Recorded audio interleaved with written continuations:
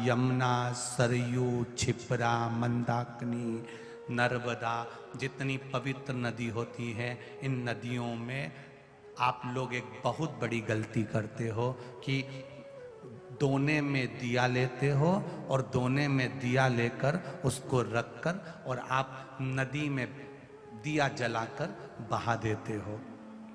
शिव महापुराण की कथा इसकी महत्वता नहीं कहती।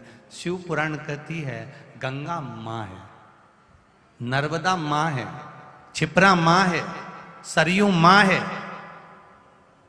तुम्हारी सास कहीं बैठी हो,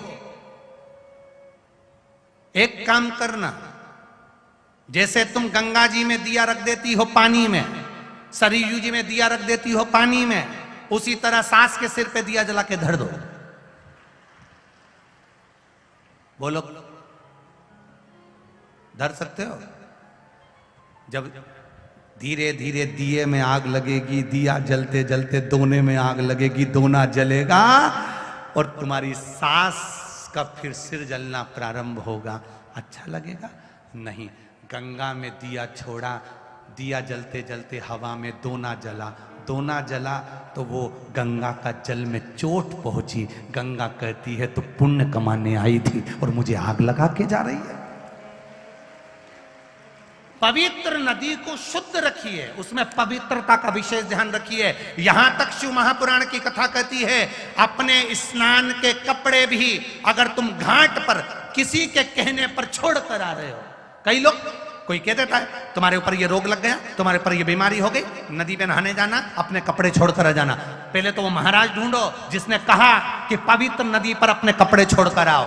नदी को हमेशा, पवित्र नदी को पवित्र रहने दो। मेरे राम जी जब चित्रकूट होते हुए चले गए, मेरे राम जी जब अयोध्या से लंका तक गए, बीच में इतनी पवित्र नदी पड़ी थी, मेरे राम जी ने एक जगह पर ये अपने वस्त्र को नहीं छोड़ा, न वस्त्र को पानी में निचोड़ा।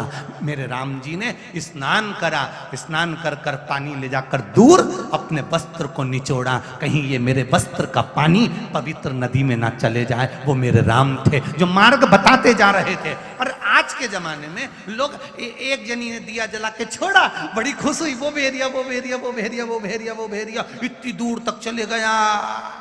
अब गंगा जी ने भी कह दिया अब की तो आ गई, अगली बार आ, अगली बार आ।